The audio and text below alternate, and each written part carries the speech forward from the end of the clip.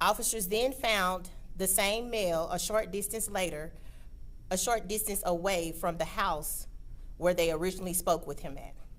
After a brief conversation, they determined no criminal offense had occurred and had offered to take him back home. Before they could let him into the patrol car, they wanted to frisk him to make sure that he did not have any weapons. As they went to pat the male down, he took off running. The man was not under arrest at that time and had not committed a criminal offense, and so officers did not pursue him.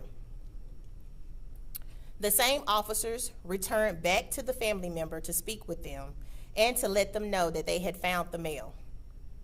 While they were there, a call came in over the radio at a nearby address.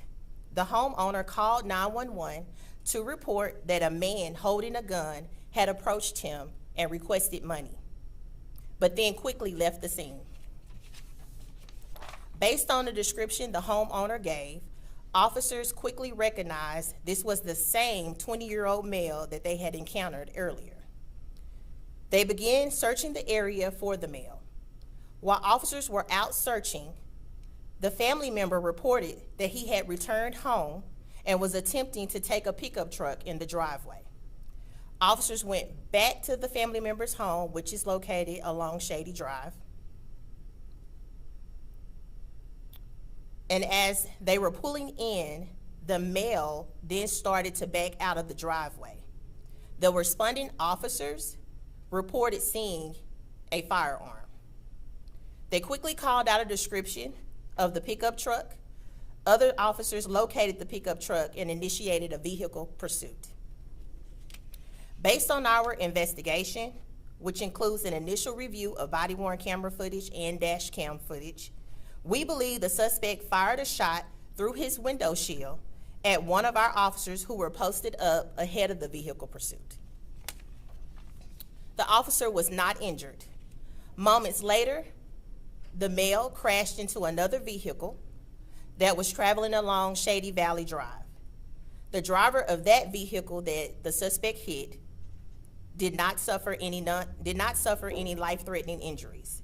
After the crash, the man got out of the pickup truck and then fled on foot.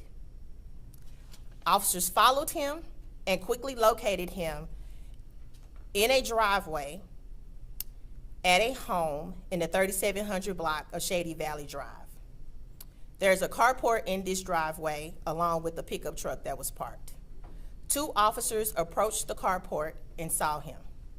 During the encounter, they both fired their service weapons multiple times. After the shots were fired, the suspect showed his hands and the officers approached and placed him into handcuffs. That is when they saw that the male had suffered multiple gunshot wounds. Officers did render aid until paramedics arrived. The man was transported to a nearby hospital where he currently is being treated. We are told he is currently stable and is likely to survive. Officers did recover a weapon at the scene near the carport. Although we believe he fired a shot during the vehicle pursuit, it remains unclear whether he fired any additional rounds near the carport. That part is going to be part of the ongoing investigation. During the follow-up investigation, the man's family indicated he fired rounds inside of their home just right before the pursuit began. We will release the male's name once he is released from the hospital and booked into the Arlington City Jail. He will be charged with 1 count of aggravated assault on a public servant, 1 count of aggravated assault with a deadly weapon, 2 counts of aggravated assault, family violence, and 1 count of evading.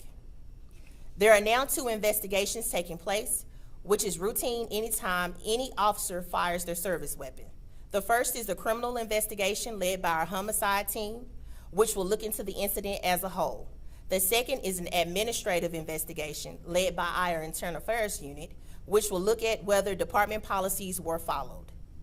The officers involved have been placed on paid administrative leave, which again is standard anytime an officer fires their service weapon. With that, I'll open it up for questions. Lieutenant, did either of the officers who fired their service weapon say why, provide any justification? So that is what the internal affairs investigation is for. Those officers will give statements to internal affairs, and then we'll be able to provide an update to the investigation probably sometime next week. What do we know about these officers? How long have they been with the department? I can get you that information. Both have been with the department for a fairly long time. Forgive me if I missed this. So the officers who fired their weapons, were they aware at the time they fired their weapons that the suspect had allegedly shot through his vehicle windshield, or was that figured out after the fact? They were aware. So I know it's a lot going on with this. So basically, when the male suspect returned back home and the family member called, concerned that he was getting in a pickup truck and attempting to leave, the responding officers who originally got on scene saw that he had a firearm, okay? He then leaves, they back away, and then he then leaves and a pursuit begins, a vehicle pursuit. As the suspect is coming down the road, he fires a round through his window shield at one of our officers who is posted up at the end of the street. That officer then informs everyone over the radio that shots have been fired.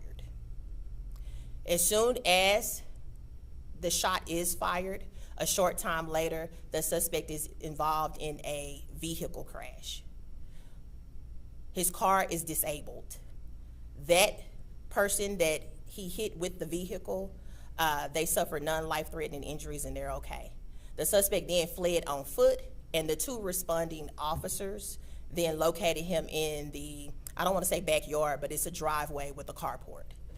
And he was still armed with the firearm, holding the firearm, and they were giving commands for him to show his hands.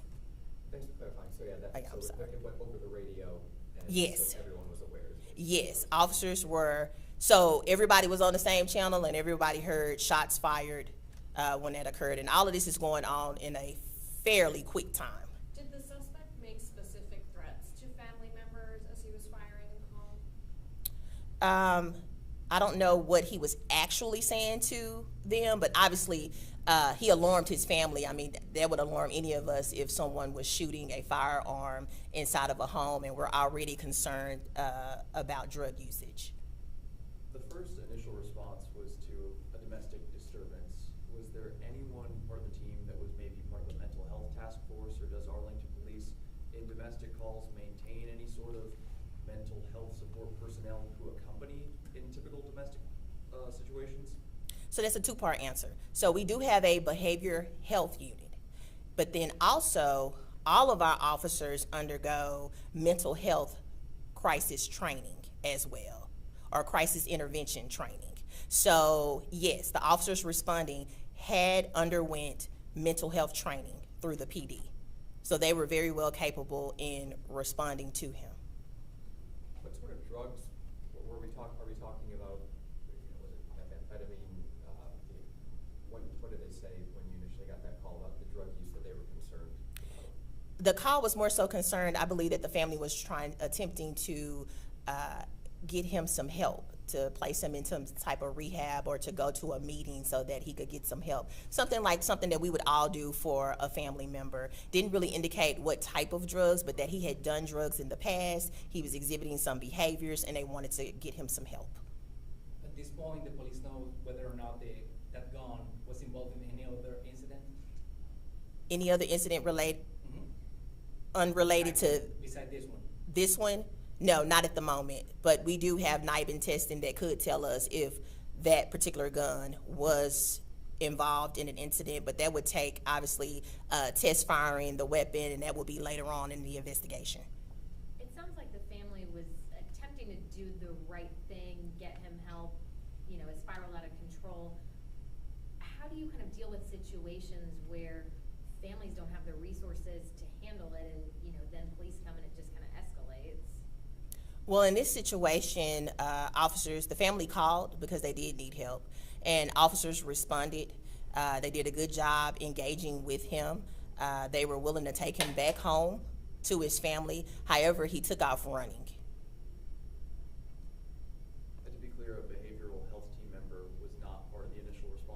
No, a behavioral health team member was not a part of the initial response. Officers who had received mental health training. What kind of gun was it? I do not know the actual make or model of the weapon. Obviously, our crime scene is on scene, and they'll be able to collect the weapon and determine all of the logistics to the weapon. One more question? I guess since we don't know the name, we can't do our own record search, at least right now, but you obviously know the name. Does he have a criminal history, other than, maybe than drug offenses, any violent history here with City of Arlington or Tarrant County? I will tell you, the original officers that encountered him did run him through the NCIC, TCIC database, which is a warrant check database, and he did not have any warrants, which is also why the original officers did not pursue him when he took off running. All right. Thank you, guys. Thank you.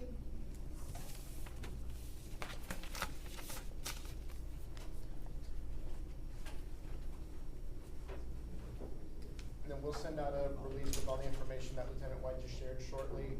And then I'll be monitoring tonight and tomorrow to see when he's released from the hospital. That I don't know how soon that'll be. And then once he's booked, then we can release his name and his booking.